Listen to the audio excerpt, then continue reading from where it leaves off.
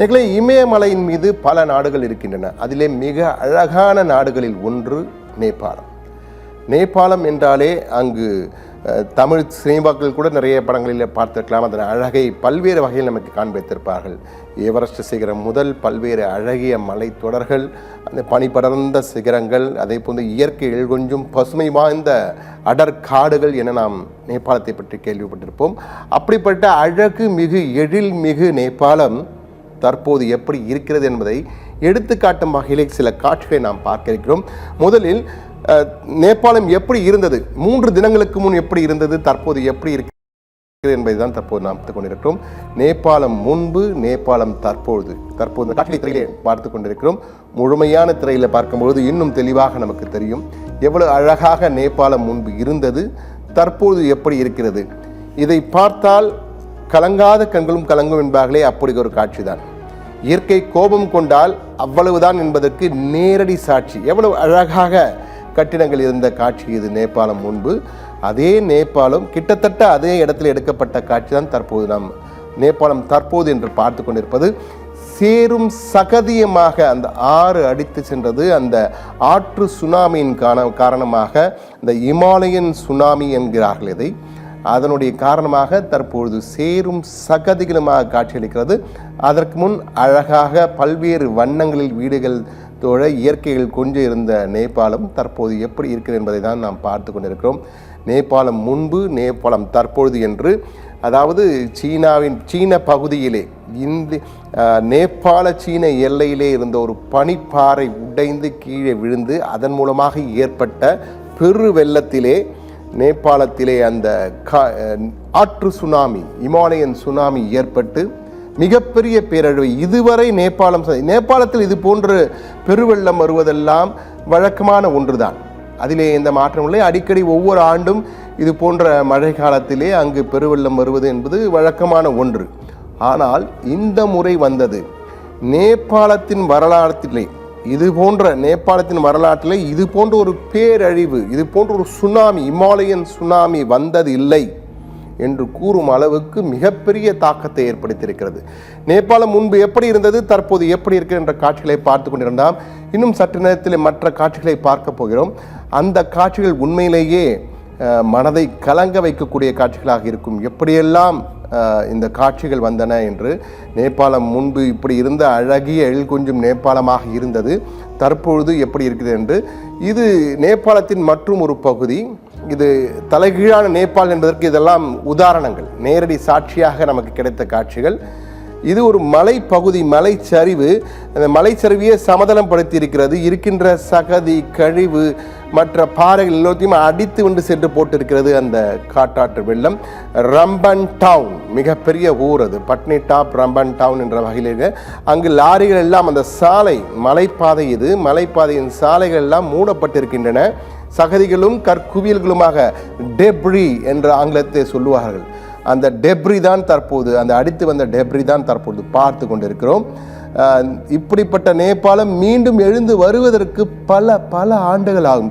குறைந்தபட்சம் 3-4 ஆண்டுகள் ஆகும் என்று அங்கிருந்து வரும் தகவல்கள் தெரிவிக்கிறார். அந்த அளவுக்கு நேபாளம் இதுவரை சந்தித்திராத மிகப்பெரிய பேரழிவை சந்தித்திருக்கிறது. அதுவும் தற்போது அந்த லாரிகள் இருக்கின்ற காட்சிகளை பாருங்கள். அந்த லாரிகள் எல்லாம் புதைந்திருக்கின்றன. மணலிலே புதைந்திருக்கிறார் என்று கேட்பார்கள் அல்லவா, சகதியில் புதைந்திருக்கும் லாரிகள், அந்த பெட்ரோல் கொண்டு செல்லும் லாரிகள், இவை அனைத்தும் பாருங்கள் அந்த சகதிகளிலே புதைந்திருக்கிற லாரிகள். அப்படியே விட்டு லாரிகளெல்லாம் ஓடிவிட்டார்கள் என்றால் வெள்ளம் மாறி திடீரென்று அடித்து மேலே சென்றிருக்கிறது. அந்த வெள்ளத்தின் தாக்கம் அந்த அளவுக்கு இருந்திருக்கிறது. அந்த சாலைகள் எல்லாம் தற்போது இல்லை. அங்கு வெறும் சேரும் சகதியும் கற்குவியல்களும், மலையிலிருந்து அடித்து வரப்பட்ட கற்குவியல்களும் தான் அங்கு இருக்கின்றன. அந்த அளவுக்கு தான் காட்சி நாம் பார்த்து கொண்டிருக்கிறோம். இதற்கு அடுத்து நாம் பார்க்கின்ற காட்சி மேலும் நம்மை திணற வைக்கும். அதாவது ஒரு கிராமத்திற்குள் அந்த வீடுகளை தேடி செல்கின்ற காட்சிகள். இது பாருங்கள், அதாவது ஒரு நொடியிலே உயிர் தப்பியது என்பார்களே, இந்த காட்சி தான். இந்த காட்சியை பார்த்தால் நம்ம அந்த ஒரே ஒரு நொடி அவர்களெல்லாம் பார்த்து கூட திடீரென மலை சரிவு, அந்த ஆற்று நீரை அடித்து வரும்போது மலை சரிந்து இருக்கிறது. அந்த முழு திரையிலே மீண்டும் பார்க்கலாம். அதை பார்க்கும்போது தான் உங்களுக்கு தெரியும். முழு திரையிலே பாருங்கள், ஒரு நொடியிலே அந்த கிட்டத்தட்ட 30-40 பேர் இருக்கிறார்கள், அடித்து பிடித்து ஓடி வருகிறார்கள்.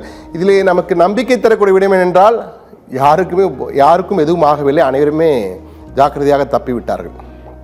இதில் இந்த 40 பேரும் கிட்டத்தட்ட பலியாக இருக்க வேண்டும். ஒரு நொடியிலே ஓடி வருகிறார்கள். அந்த பாறையும் நின்று விடுகிறது.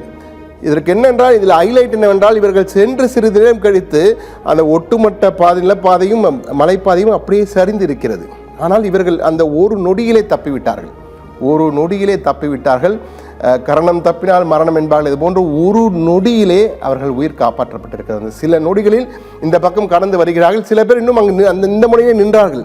ஆனாலும் அந்த அவர்களுடைய நல்வாய்ப்பு, அங்கு அந்த சரிவுகள் அதோடு நின்று விடுகிறது.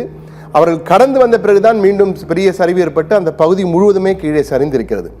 ஆனால் தப்பிவிட்டார்கள். அந்த 40 பேருமே தற்போது 38 பேர் என்று சொன்னார்கள். 38 பேருமே தற்போது மிகவும் பத்திரமாக பாதுகாப்பான இடங்களுக்கு சென்று விட்டார்கள். இந்த காட்சி தற்போது மிகப்பெரிய வைரலாக சமூக வலைதளங்கள் சென்று கொண்டிருக்கிறது.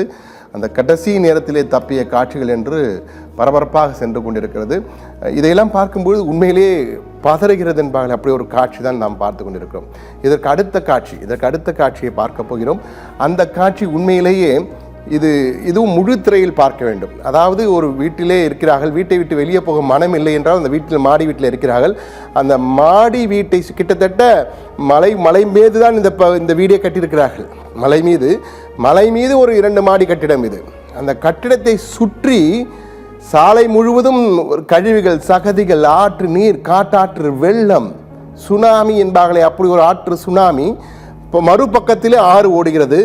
2 பக்கம் அடித்துக்கொண்டு அந்த வீட்டில் இருந்த 11 பேர் இருந்திருக்கிறார்கள். அந்த 11 பேரின் கதையை நினைத்து பாருங்கள். நேரமாக ஒவ்வொரு நிமிடமும் அந்த அளவு உயர்ந்து கொண்டே வருகிறது. அந்த நீங்கள் பார்க்கலாம், அந்த தண்ணீரின் அளவு நீர்மட்டம் உயர்ந்து கொண்டே வருகிறது. அந்த உயர்ந்து கொண்டே வருவதால் அவர்கள் அலறுகிறார்கள். என்ன செய்வதென்றே தெரியவில்லை. அவர்கள் இறைவனை பிரார்த்திக்கிறார்கள், இயற்கையை வேண்டுகிறார்கள் என்று பல காட்சிகள் அங்கு அரங்கேறுகின்றன. நமக்கு அந்த அளவுக்கு அதை ஜூம் செய்து அவர் அந்த பதிவு செய்து அவர் எடுக்கவில்லை. ஆனால் அவர்கள் பதத்துடன் இருப்பார். அந்த முதல் மாடியிலே நின்று கொண்டு என்ன செய்வது என தெரியாமல் தவித்து கொண்டிருக்கார். 2வது மாடி, இன்னும் சரியாக 2வது மாடி அது.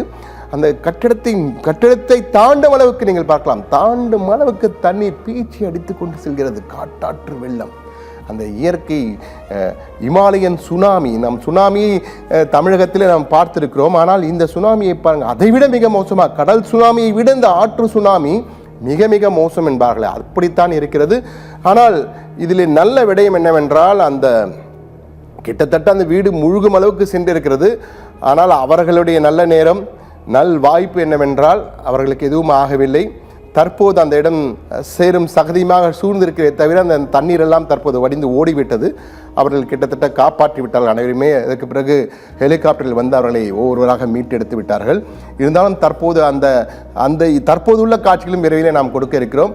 ஆனால் உண்மையிலேயே இது ஒரு திகில் அனுபவம். இந்த திக் நிமிடங்கள் என்பார்களே, அந்த திக் நிமிடங்கள் உண்மையிலேயே அந்த வீட்டின் மேல் இருந்தவர்கள் தான் வந்திருக்கும்.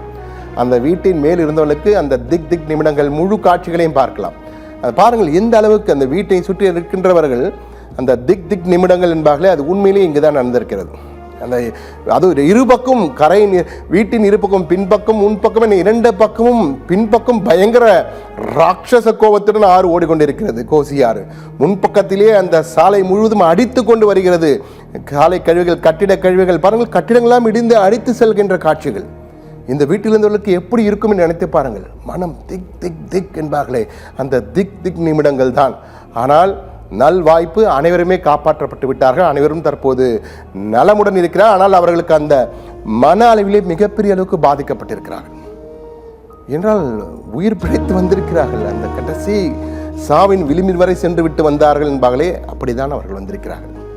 இதற்கு அடுத்த காட்சியை நாம் பார்ப்போம். இந்த காட்சியை பார்த்தனா அடுத்து பார்க்கின்ற போன காட்சி இந்த காட்சியை தான். இந்த காட்சியெல்லாம் நம்ம ஒரு வீட்டிற்குள் செல்வார், கிராமத்திற்குள் செல்கின்ற காட்சி ஒன்று இருக்கிறது. அந்த காட்சியை விரைவில் பார்க்கலாம். அந்த காட்சியை பார்க்க போகிறோம். இந்த காட்சிக்கு அடுத்த காட்சியாக வரும். இது ஒவ்வொன்றாக நம்ம பார்த்து கொண்டிருக்கோம். இது பாருங்கள், தன்னுடைய அந்த சேரும் சகதியமாக கிராமத்திற்குள் செல்கிறார்கள். அதாவது ஆற்றின் காட்டு சுனாமியை பார்த்து ஓடி ஒளிந்து விட்டு தற்போது அந்த தங்களுடைய வீடுகளை பார்ப்பதற்காக வருகிறார்கள். எவ்வளவு ஆழம் பாருங்கள். அந்த சேற்று மலை மீது, இது ஏதோ தரையில் வந்த சுனாமி அல்ல, மலை மீது வீட்டு கட்டியிருக்க. அந்த மலையை தாண்டி வந்திருக்கிறது இந்த ஆற்றின் வேகம்.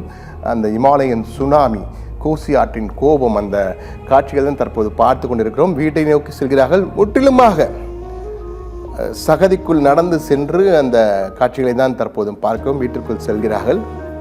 வீட்டிற்குள் சென்று ஒன்றொன்றாக பார்த்து கொண்டு வீட்டிலே என்ன இருக்கிறது என்பதை பார்ப்பதற்காக உள்ளே சென்று கொண்டிருக்கிறார்கள்.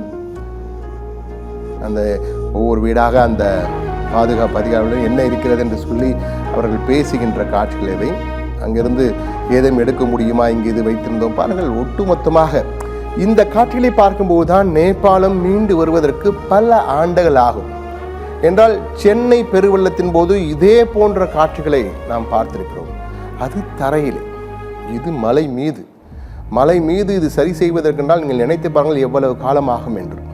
என்றால் இன்னும் பல இடங்களுக்கு மீட்பு படையினர் செல்ல முடியாத அளவுக்கு இருக்கிறது. இதிலும் இந்திய இராணுவம், சீன இராணுவம், நேபாள இராணுவம், 3 இராணுவ வீரர்கள் எல்லாம் உள்ளே சென்று மீட்பு பணியில் ஈடுபட்டிருக்கிறார். ஆனால் இன்னும் யாரையும் முழுமையாக சென்றடைய முடியாத பல இடங்களிலே எங்கு சடலம் இருக்கின்ற தெரியாத அளவுக்கு மரங்களில் தொங்கிக் கொண்டிருக்கிறது.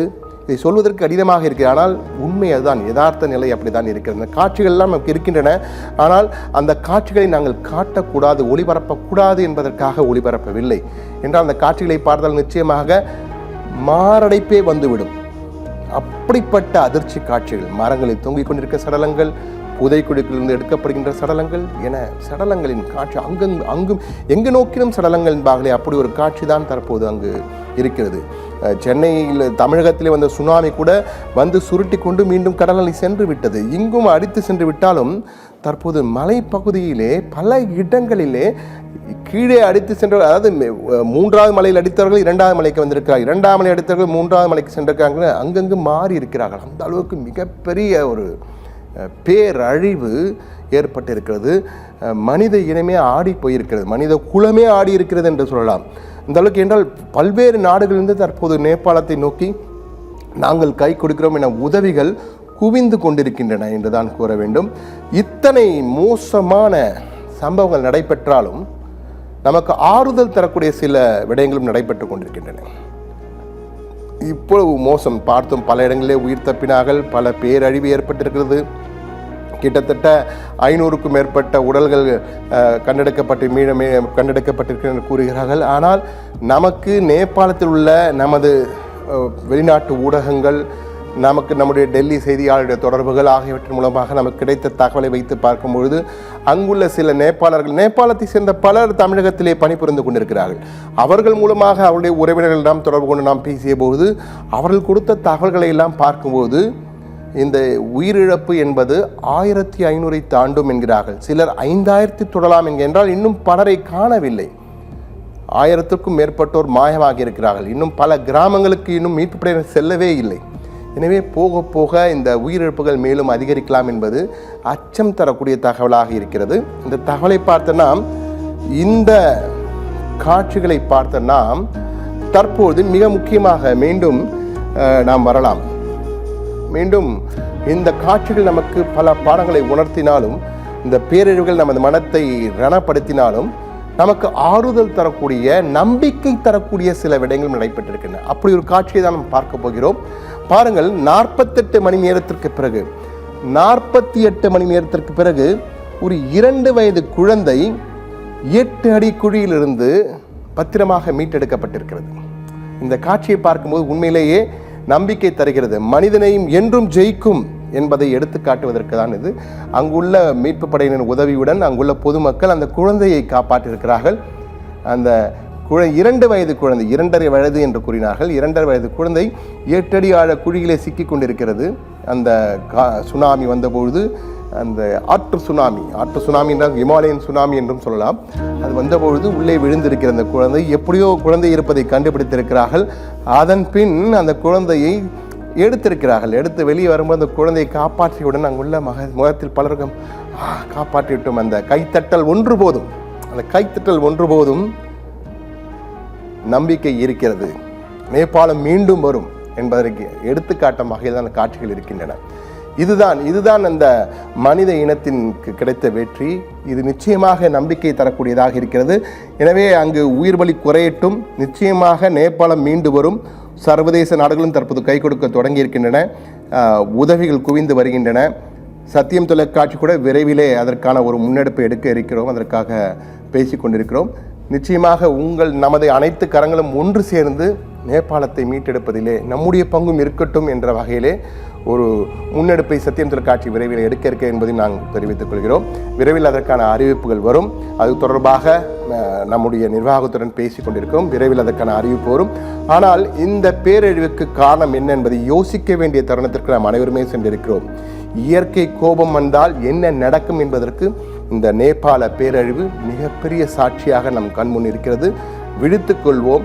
இனி இப்படி ஒரு துயரம் நடந்தாலும் பெரிய அழிவு ஏற்படாமல் காப்பாற்றுவது எப்படி என்பது குறித்து யோசிக்க வேண்டிய நேரத்திற்கு நாம் வந்திருக்கோம் என்று சொல்லி மீண்டும் ஒரு சிறப்பு நேரில் சந்திப்போம். நன்றி, வணக்கம்.